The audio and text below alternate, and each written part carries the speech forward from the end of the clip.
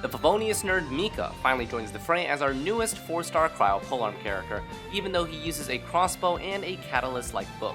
Combining attack speed, physical damage, and healing all in one character, he seems like the perfect support for physical DPS carries, as long as you have a couple or all of his constellations. YouTube frogs, welcome to a complete Mika guide covering the most important aspects of Mika's gameplay and design for practical use. We'll be covering his talents, optimal weapons and artifacts, why his constellations are important, how his buffs benefits teams, and a gameplay showcase. Let's begin.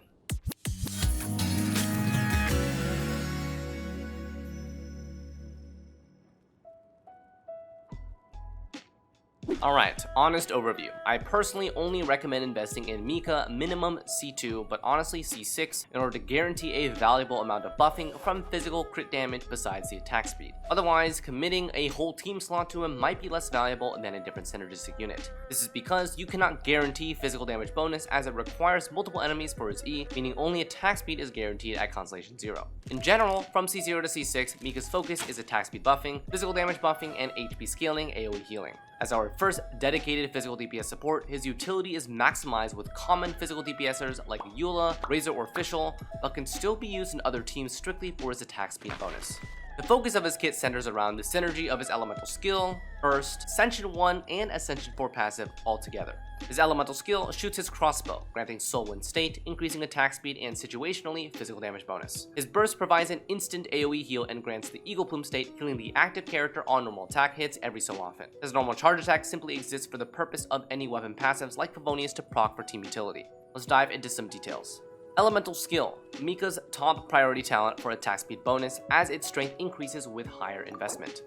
Tap E shoots a piercing arrow, granting physical damage detector stacks on every additional enemy except the first. Hold E uses aiming mode, firing a flare that explodes, launching shards up to 3 other enemies, granting detector stacks only on the shards. Both versions grant 4 cryo particles. These detector stacks are from his Ascension 1 passive and cap at 3 stacks for a maximum of 30% physical damage bonus, increased to 4 stacks with Ascension 4.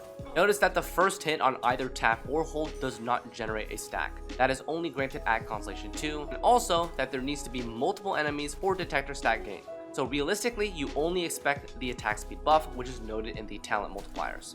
With a duration of 12 seconds and cooldown of 15 seconds, he provides a buff duration just long enough for all common physical damage use cases, but can be a bit strict for Eula players. And because the buff is only for the active character, swapping out preemptively for Eula to burst explode faster loses the buff.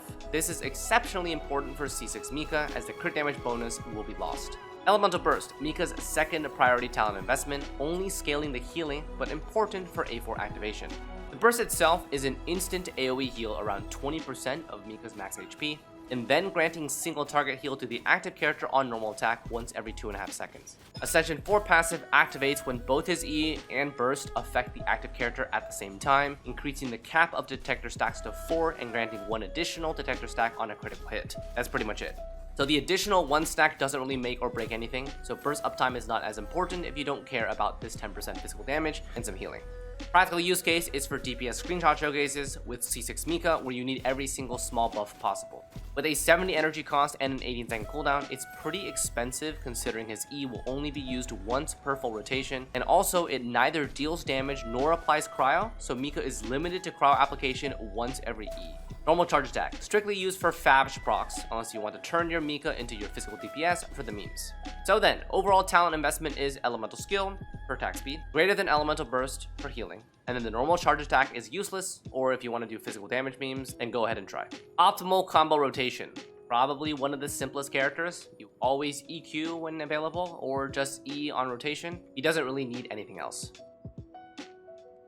Alright, optimal weapons. Badge. Favonius Lance. This is honestly the only useful weapon that grants value to the team. Any other weapon choice that suits Mika benefits his recharge and HP percent, which only benefits his burst, that is not responsible for the bulk of his buffing. So while you can use any energy recharge related weapon, only Favonius has meaningful value for the team. HP weapons like Black Tassel are fine to use, but will only gain value if you have the recharge to enable his burst uptime, so recharge is more fitting first. 99% of you guys will be running Favonius Lance like you would any other generic support, surprise, and 1% of you might try physical DPS Mika, in which you know what weapon to use. Now for artifacts and stat priority. So it's very standard, not much flexibility in his build. 4-piece Noblesse for team-wide 20% attack. Require decent recharge to maintain, so make sure you have that. 4-piece Exile for team-wide energy if you don't need Noblesse on Mika. No other artifact sets are close to moderately useful because his E has low uptime, so you can't use 4-piece Tenacity, and none of his buffing scales from artifact-related stats. Main stat choices. He has one major build that can be modified depending on your needs. So for this build, Timepiece is either HP or energy recharge. The choice honestly depends on your recharge needs, but if you have enough, then you can just run HP Timepiece. Goblet, HP percent. Mask, HP or healing bonus over crit rate. So healing bonus is for dedicated healing, which scales better than just raw stacking HP percent. Crit rate is for Favonius if you're under 50% and can't get that from substats. If you want to run physical DPS Mika, you can run the standard attack physical crit build. And for the tank build, depending on your HP main stats, he'll be roughly between 20 to 30,000 HP. Constellations. At C0, Mika is barely functional, I would say. Even if he is meant as a physical DPS support, he can actually only grant attack speed bonus and 1 detector stack with Ascension 4 if there is only one enemy. His Constellations enable him to be the dedicated support that he's designed to be. Constellation 1. All it says is healing is improved. It's nothing significant. The healing interval is reduced, but that's only single target healing, so most of it will be coming from his initial cast. C2. His elemental skill's first hit now grants a detector stack, guaranteeing at least 10% physical damage bonus and attack speed. It's my minimum recommended constellation for investment.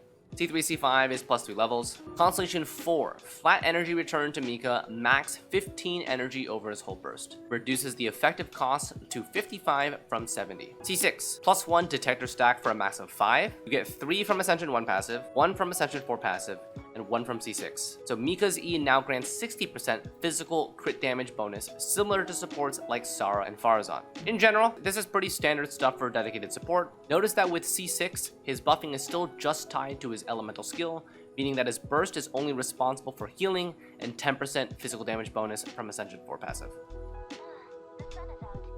Team comps. With Mika's design as a support for physical DPS, he really only has this one templated comp. And until he's Constellation 6, it may not be worth committing an entire team slot to Mika for just a 20% attack speed buff and a variable physical damage bonus. C6 unlocking the 60% physical crit damage makes him a lot more valuable to sacrifice a slot for strict buffing. This team comp consists of physical DPS plus Mika plus 1 Electro, which could be your physical DPS, plus flex as needed. DPS candidates range from Eula to Fischl or Razor to physical Zhongli to anyone you want to make a physical DPS. Mika will serve as the solo healer in this comp, or you can double up with someone else. And combined with Yunjin, the overall physical damage coming out of the crits is actually quite impressive. Maximize if you're running both Mika and Yunjin at C6. When running this team comp, usually Zhongli will make an appearance to provide Geo-Resonance with Yunjin, as well as survivability by shield, especially with high knockback enemies.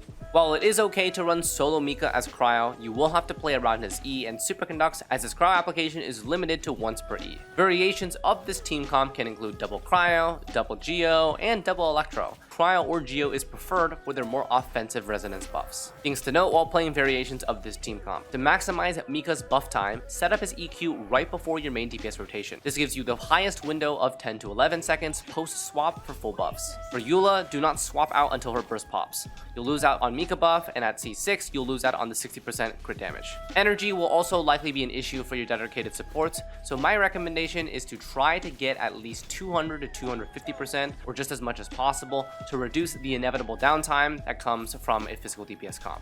Now, besides Phys team comps, you can also opt for attack speed variations, and while these choices are not legitimate team comps that have replayability, they are fun to try out for the memes and to show off. Mika C0 is all you need here, then combine Yunjin C6, Jean C2, Broken Pines, and any other attack speed increases that I may not have mentioned here. Just a little demonstration with Yoimiya under these buffs. While it does look cool and shoots really fast, you can see the obvious downsides with unavoidable damage taken and knockbacks. Alright, so my personal opinion is that until C6, Mika has some rough edges. The only buff that he can guarantee is attack speed, and for a lot of characters this doesn't necessarily translate to an immediate DPS increase unless you reach certain thresholds. But at Constellation 6, combining 4 utilities into one character, attack speed, Phys damage bonus, Phys crit damage, and healing, his design as a committed support is much more fleshed out. So if you want to consider investing into him, first check FPC 6, and then the world is your oyster. Let me know what you think of him in the comments. Thanks as always for watching, and we'll see you next time. Take care.